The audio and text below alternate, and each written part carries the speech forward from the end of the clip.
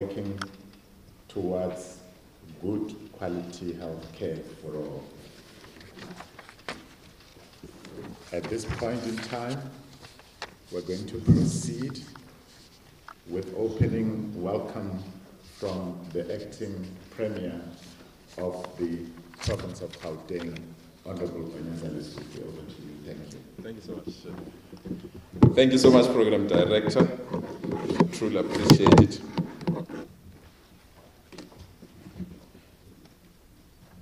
His Excellency, the President of the Republic of South Africa, Mr. Cyril Ramaphosa, the Minister of Health, Dr. Aaron Motsoaledi, and the entire team from the Department of Health, the Minister of Justice and Correctional Services, other ministers and deputy ministers present here, the MECs that are here, the Director General of the Department, organs of civil society represented by various formations, labor, business, and other NGOs that are here, leaders from the health sector, distinguished guests, ladies and gentlemen.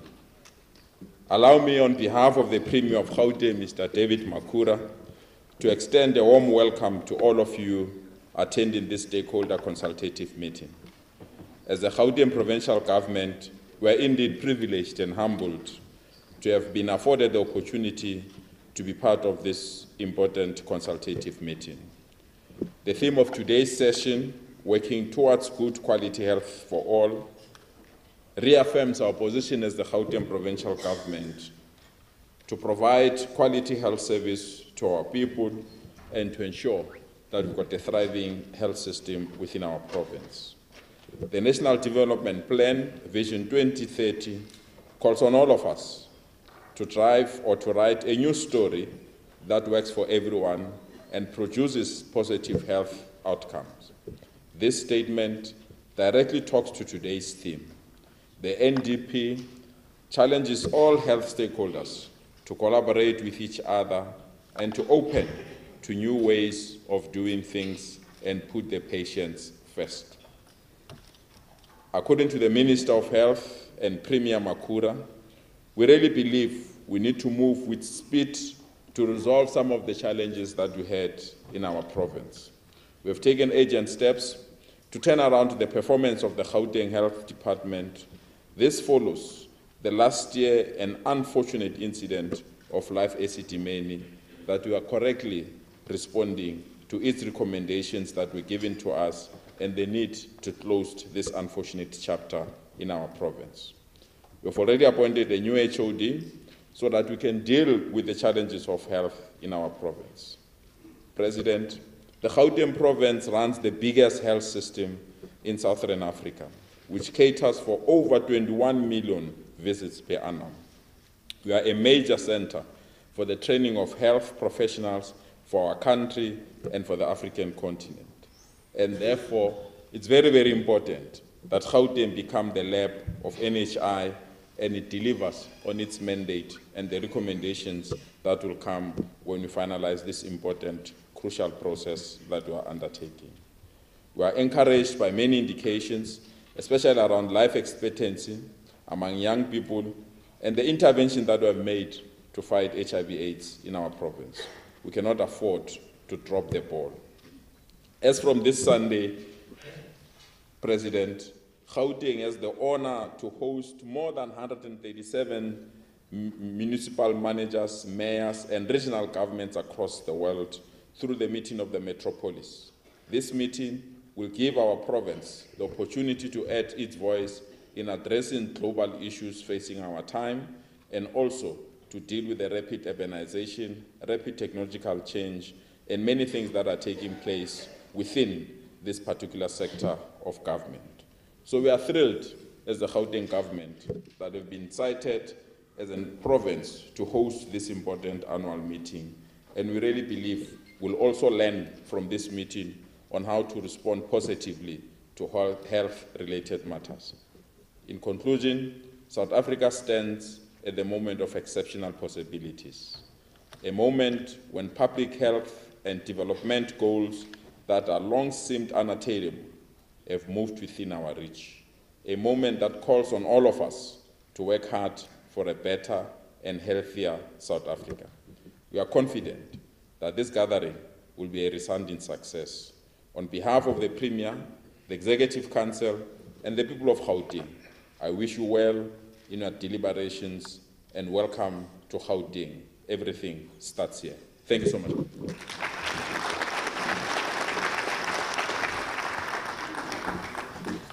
Thank you, Acting Premier. In his mother tongue, Sepedi, they say, thank you, Gauteng, for welcoming us on this occasion. Let me also announce on the outset that there will be adjustments to the program and that you have as we proceed.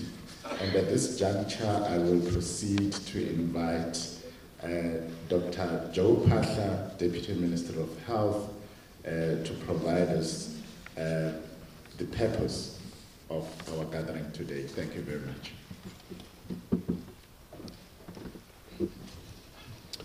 Thank you very much, Program Director, Minister of Justice and Correctional Services, Minister Masuta. Let me greet Excellency President Matamela Ramaphosa, the Minister of Health and other ministers who are here, and deputy ministers, our MECs.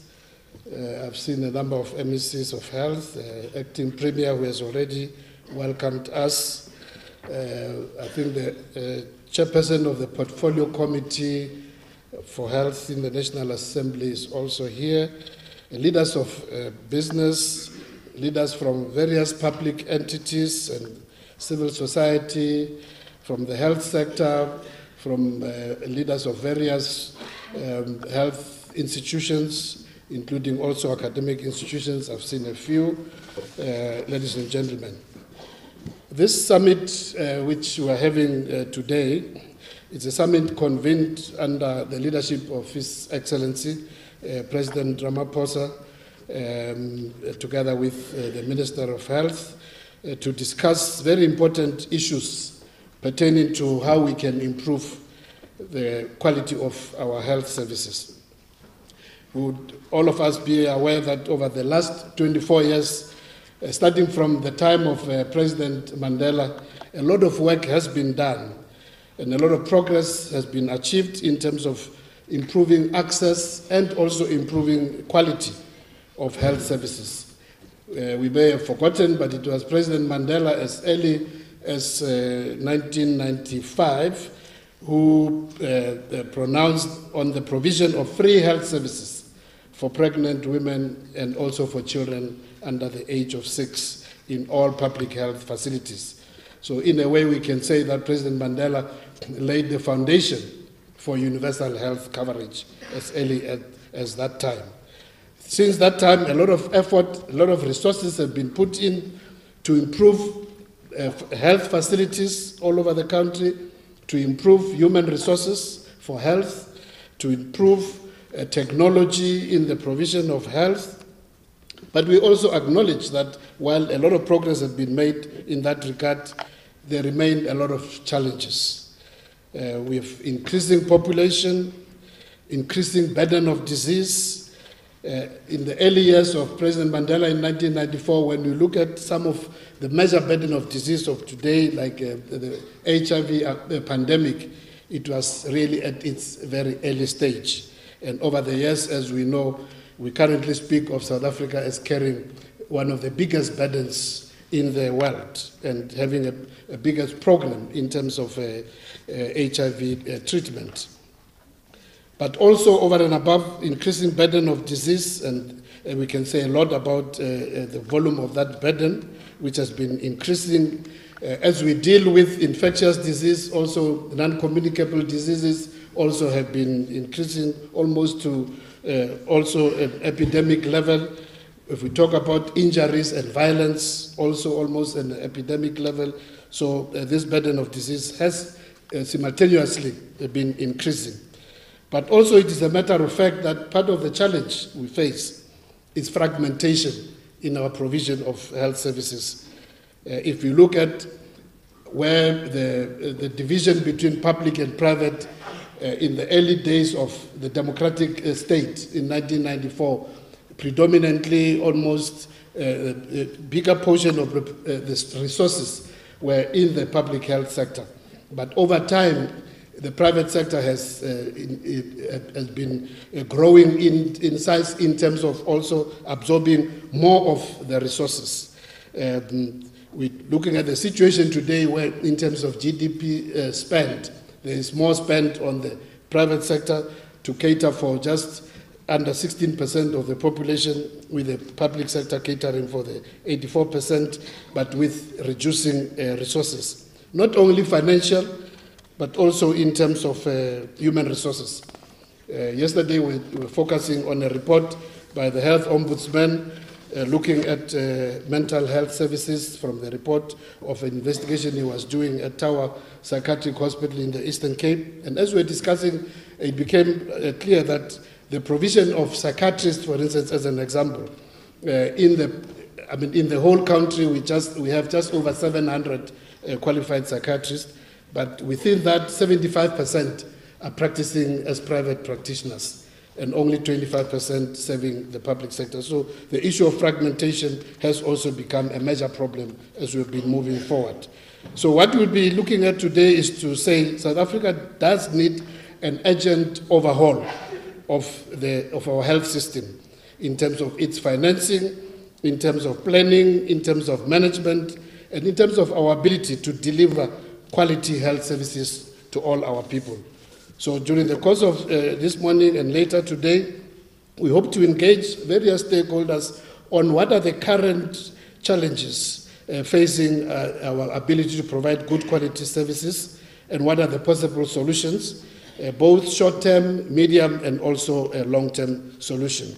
And as we look at implementation of universal health coverage, we hope that during the course of today, we'll be able to broaden consensus with increased engagement around what are the core principles of this universal health coverage as we implement in South Africa through the National Health Insurance. We hope to advance collective efforts to promote good quality care as an essential foundation for health for all. We hope to look at ways and means through which we can strengthen coordination, monitoring, and evaluation, and also to improve accountability and transparency in how we manage the public resources. During the course of today, His Excellency, the President, will give us a message. We will also have a presentation on the progress in terms of the National Health Insurance, the NHI bill, which has already been approved by Cabinet, but also the Medical Schemes Amendment Bill. This will be done by the Minister of Health. We're also looking forward to engage in dialogue on the quality of health care so that we can provide a good foundation, because it's one thing to provide, to implement national health insurance, but if we don't have a good foundation, this will not be a success. Amongst other things, we hope also we can touch on the implication of the findings of the health market inquiry, which also looked at challenges in terms of the cost of health services in the private health sector, and how we can reduce those costs so that they can become affordable. We hope to reach a consensus on the core principles of the National Health Insurance, as well as on actionable framework to address the challenges in terms of the quality of health services, as I've said, in the short, medium, and also in the long term. Now, in terms of who is here to engage on these issues, we have amongst us the leaders in government, various institutions, national and provincial, and also entities of government, representatives from various aspects of the health sector, from the academia, from research. Some international organizations are also present here, non-governmental organizations and foundations, complementary health associations, and I hope also that the trade union sector is also represented. And I believe I've seen a couple of health activists also. So indeed, we are a wide range of stakeholders present here. So ladies and gentlemen, With this background, I must conclude by saying, indeed, we are looking forward to a very fruitful engagement during the course of today, and we are hopeful that at the end we will have made a lot of progress in contributing towards good quality health services for all our people. Thank you very much, Madam Director.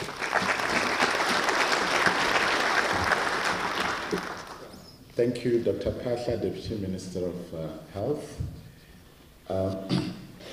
Any revolution in society calculated to fundamentally change the course of history and radically change society can only take root and reach fruition if it has a champion.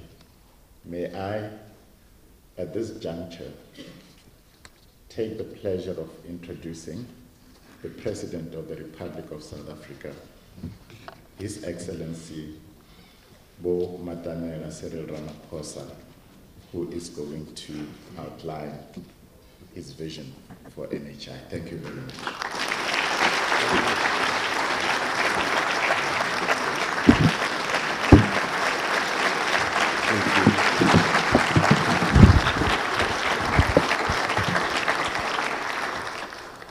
Thank you. Let's be seated, please.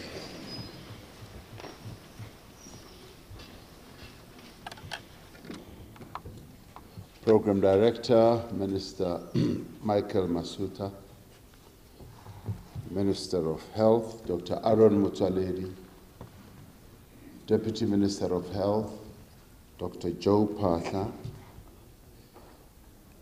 Acting Premier of Gauteng,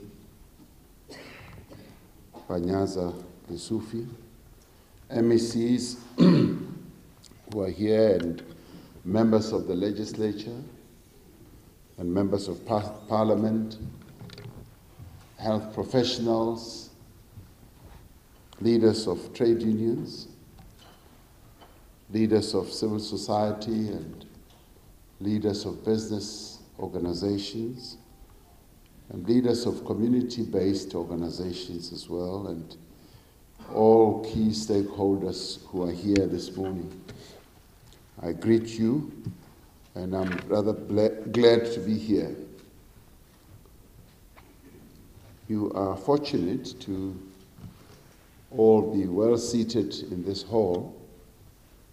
I have addressed a few meetings in this hall, and the last time there was a meeting of scientists when Minister Naledi Pandor was still the Minister of Science and Technology and responsible for this building or this complex.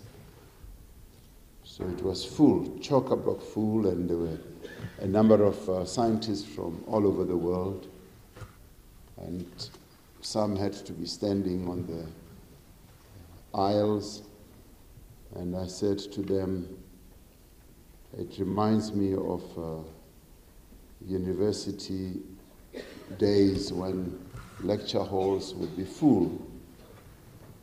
And I remember one young student say, we couldn't fit into the lecture hall, but we stood outside and we were learning by rumor.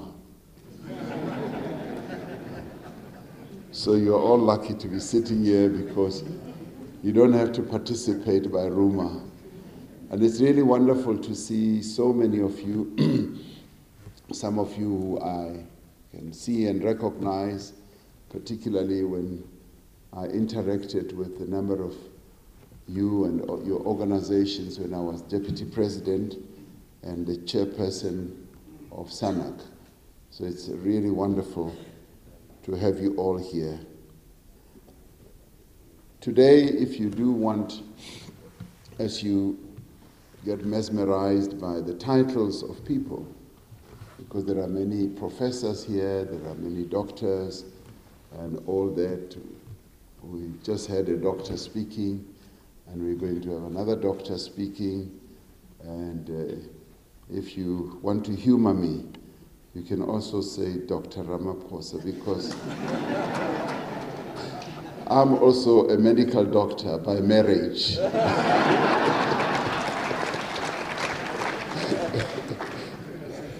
So quite often when my colleagues are sick, I say, no, let me examine you. I'm a doctor by marriage. I'm really pleased that you're all here. I will not be here all day, but it's wonderful to have all of you here to come and have a deep dive on these issues that are on the board. Now, when I delivered the SONA in February, I kept saying we're going to have this summit and this summit. So when I'm in Parliament, when they want to have jibes at me, particularly the opposition, they always quietly say, let's have a summit, let's have a summit. So today you are here, it's a consultation meeting, and we are going to have a health summit later, which I'm sure the colleagues will talk about. And these summits lead to something, as I tried to explain to my colleagues in Parliament. And this moment gives us a great opportunity to be able to consult and to have thoroughgoing discussions with all of you who are key stakeholders in health, in our healthcare system. And this is the wonderful thing about our country, that we do give ourselves time to sit and chat, engage in dialogue about key issues that affect our nation. We would like to emerge from this meeting having collectively considered and exchanged ideas about the proposed reforms in the legislative and the regulatory framework of our healthcare system. Finally, this meeting will also provide us with an opportunity to broaden the consensus that we should try and strike around the core principles that will define and underpin the national health insurance. We have achieved a lot in ensuring that there is access to health care for our people since the dawn of democracy in 1994. And it is when you go around the country that you actually see this. I had occasion to go to Mvezo, where our icon Nelson Mandela was born. Mandla Mandela, his grandson, felt that we should celebrate Madiba's birthday on the 18th of July in Mvezo. And Mandla Mandela took us to a clinic that he had organized to be built. The government, of course, built it, but it was being refurbished. And I asked him a question. I said, when was this clinic actually set up? And he said, well, it was initially built 10 years ago, and now we are revamping it.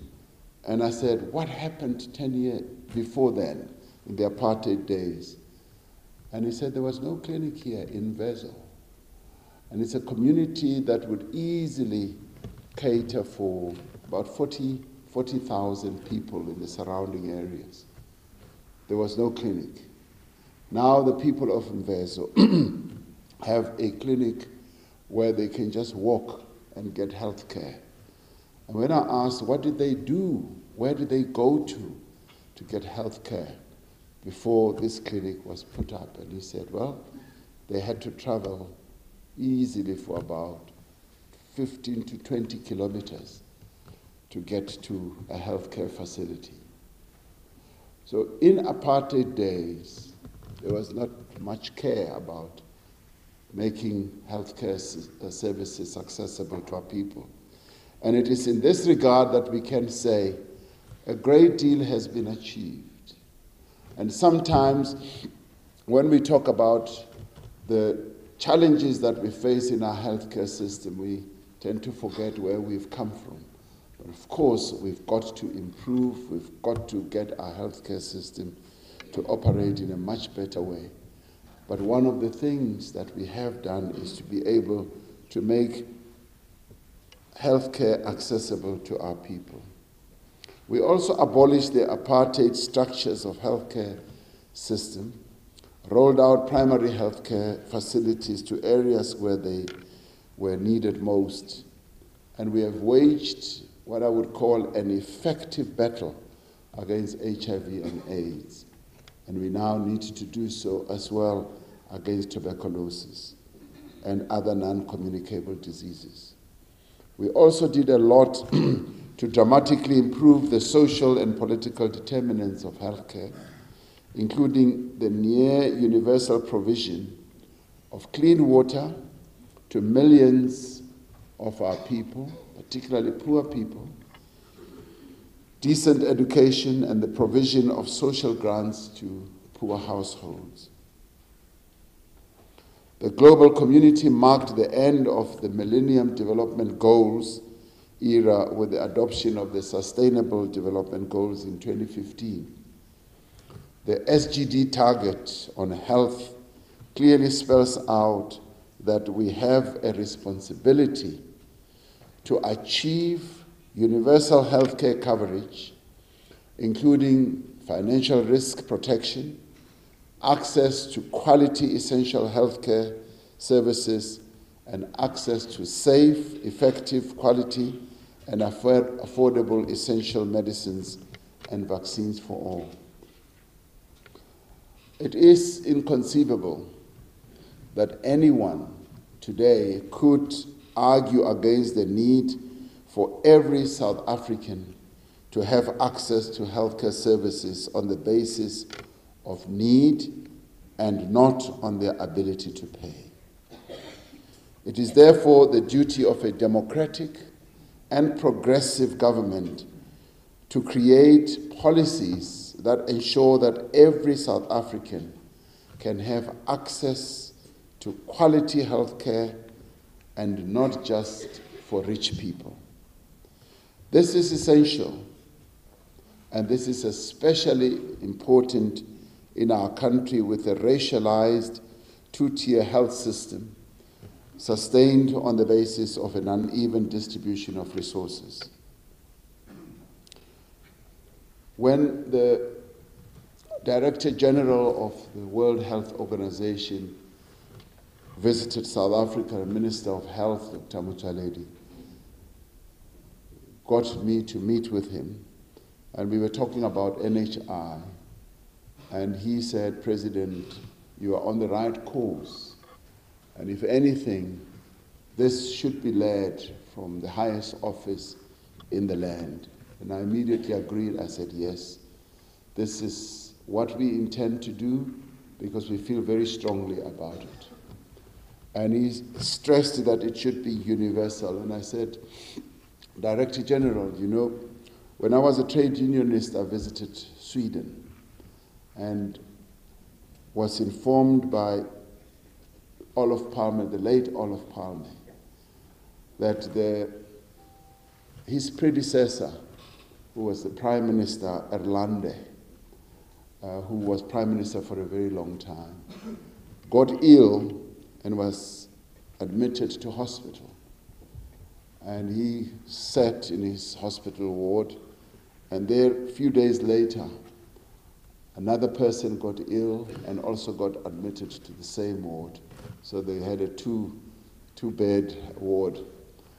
And when the Prime Minister started speaking to this person, he found that he was a steel worker. He was a steel worker from one of the steel mills in Sweden. And he said to the steel worker, he says, "I'm really glad that you are here because your presence here confirms what we as Sweden have sought to do. What we sought to do with our healthcare system is that anyone should have access to high quality healthcare, from the Prime Minister of the country to an ordinary steel worker. They should be able to be in the same hospital and be able to be in the same ward and get exactly the same healthcare delivered to them."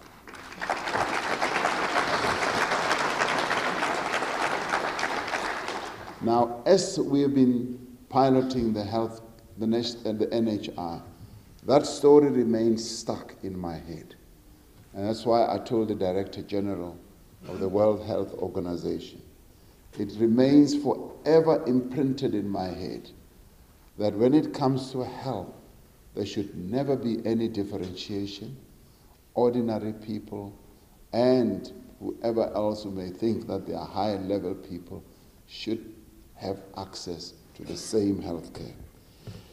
The National Health Insurance is meant to ensure that all our people, black and white, rich and poor, receive the quality health care services they need without the imposition on them of financial hardship.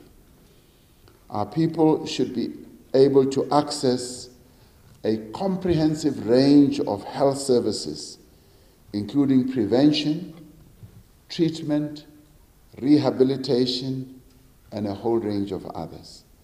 These services, no matter who provides them, should be of good quality. More recently, the Office of the Health Standards Compliance tabled a really worrying report to the Portfolio Committee on Health in Parliament, which indicated that, on average, health facilities that were inspected met less than 50% of the required quality health standards.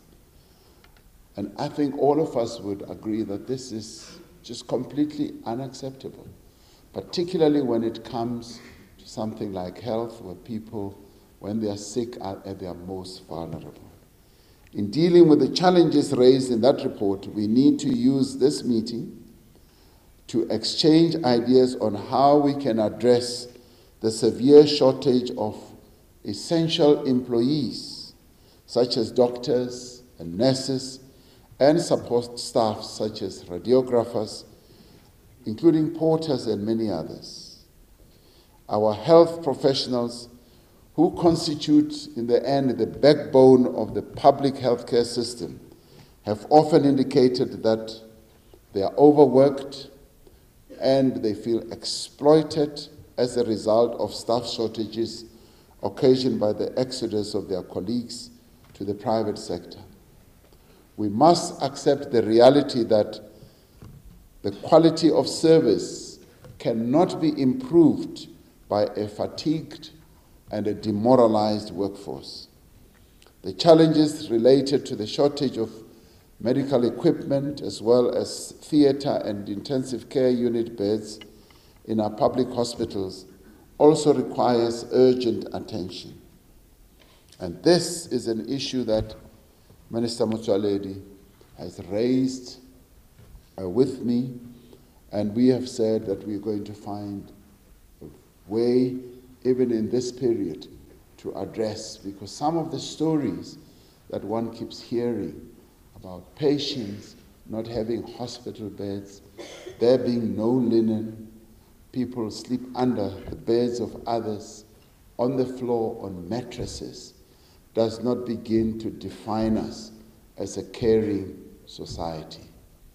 And I am determined that this matter should be addressed so that we should be defined as a country that cares for the people who are most vulnerable when they are sick. So we are going to give attention to this. Now, the massive backlog of operations in our hospitals, owing to the dysfunctionality of our operating theatres, must also be dealt with. Our doctors must not be put in the brutal position of having to fight amongst themselves, seeking to convince one another on who must be operated on first, and by implication, who must be allowed to perish. We must change this situation. We must be clear that the resources needed to provide quality healthcare services represent investment rather than consumption, particularly if you consider the benefits of a healthy population and a productive workforce.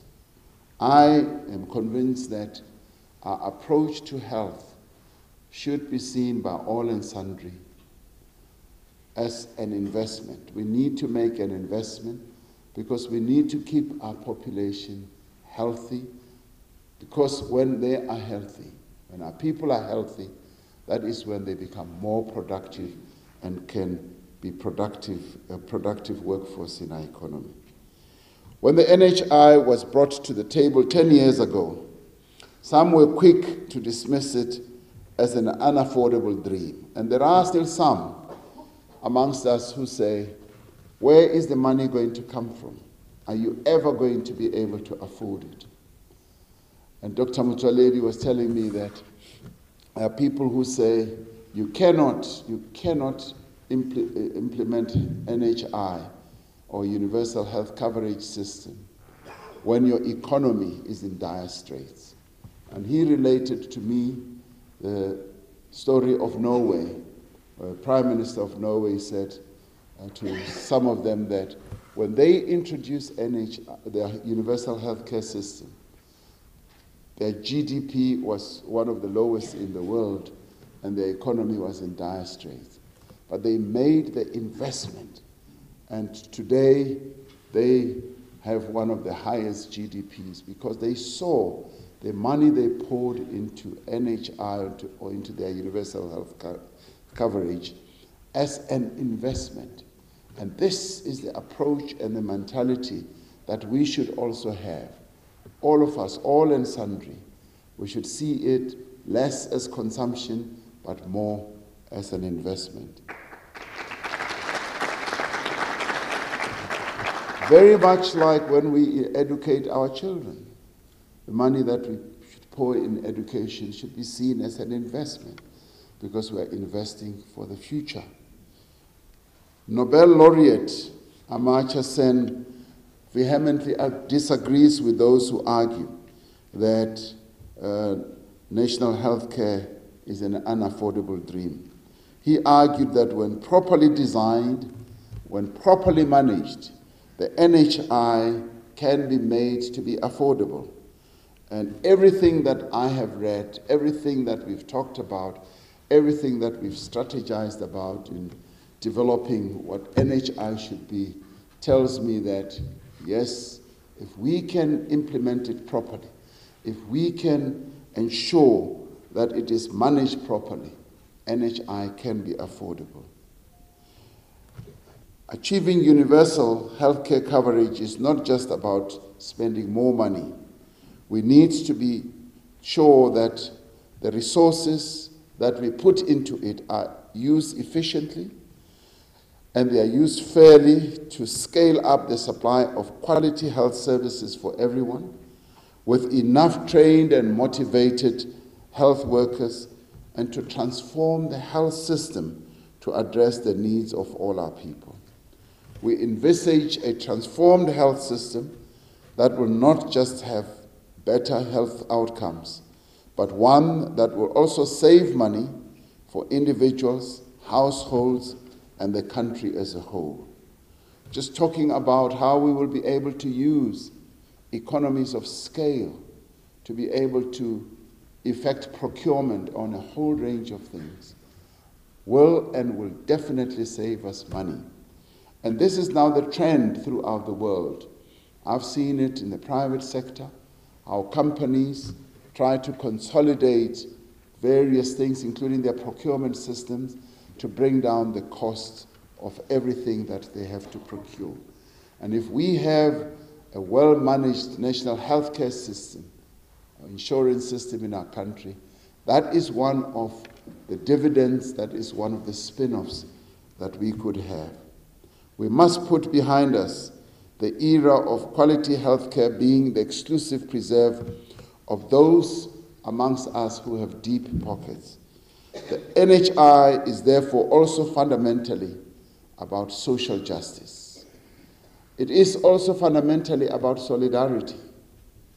Solidarity used to be a concept that only the rich felt it should belong to them, and the poor spoke about it and chanted slogans about it.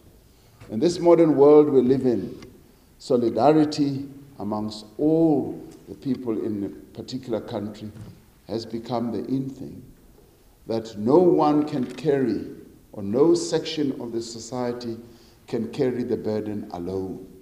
we need to act in solidarity with each other, whether it is through our tax system, whether it is through our healthcare system, and everything else. We need to be acting in solidarity so that we can achieve social justice also in an area that is most important in the lives of people.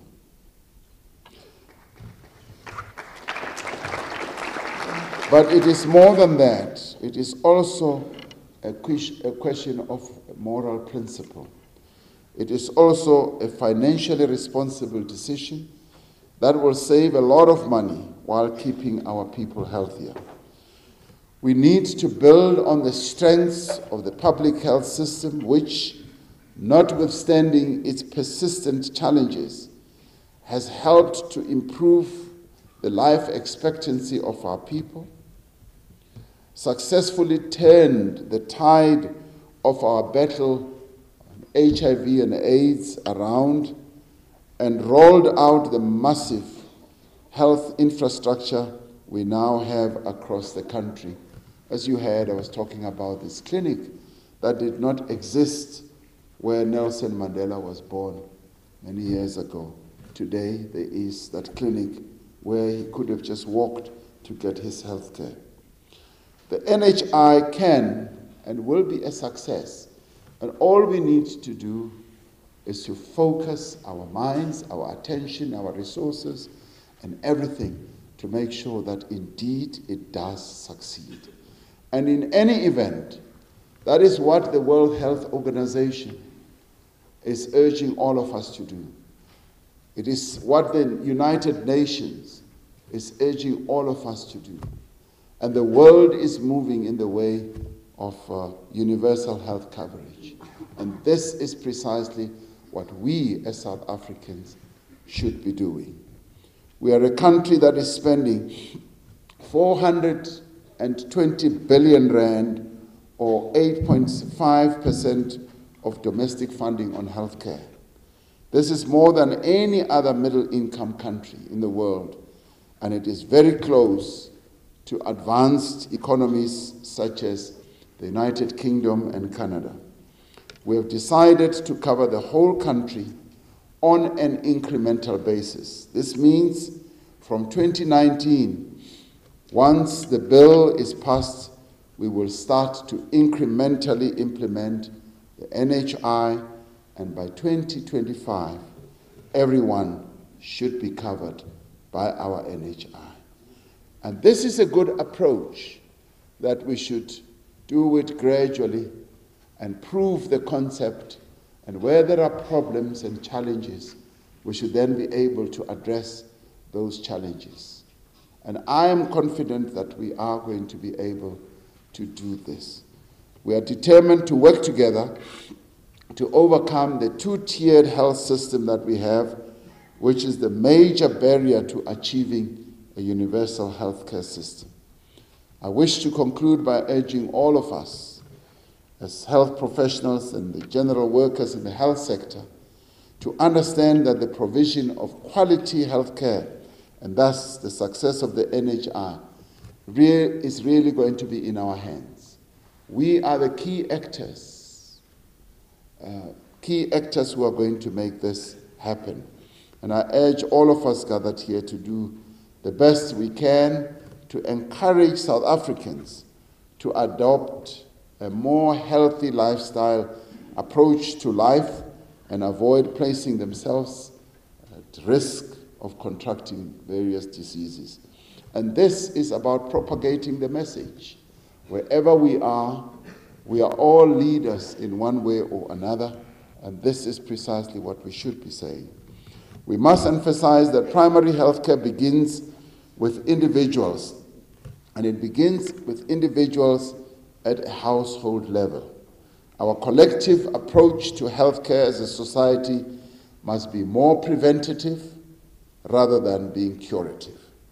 It is my hope that this consultative meeting will facilitate the necessary partnerships between different sectors of our society towards NHI. And whilst you are here, let us engage in real robust discussions Where we differ, let us express our differences, but utilizing our DNA type of approach to problems. Let's find one another and find solutions. We have no choice but to approach this challenge of introducing NHI in our country on a consensus-building basis without diluting the key principles and values that we have adopted.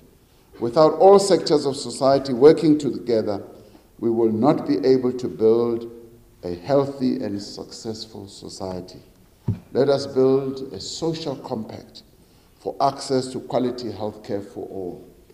And I hope when we advance to our health summit, which I'm sure you're going to be talking about or briefed about, we will be able to have reached consensus on a number of issues. The health summit will be much broader than what we are going to discuss here today, because today is NHI and the regulatory framework. The health summit will touch on everything.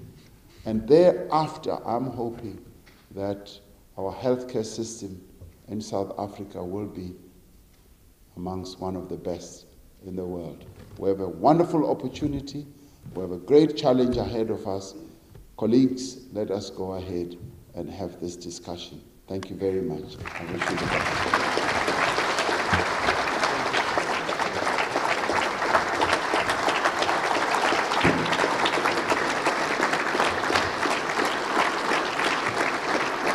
Thank you. Investing in the well-being of all our people by ensuring full access to quality health care for all through a national health insurance system for South Africa.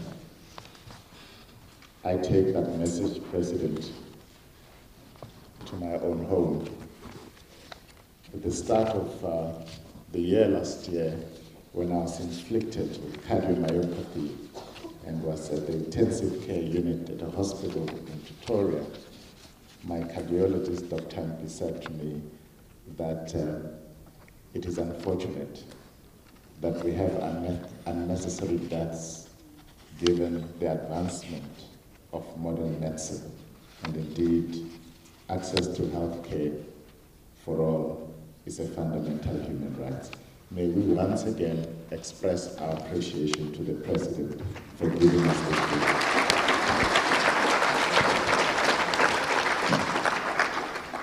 At this juncture, I'm going to request the media to briefly leave us momentarily so that we can have an open engagement with the President, given this limited time. And we will resume our proceedings soon thereafter with the item dealing with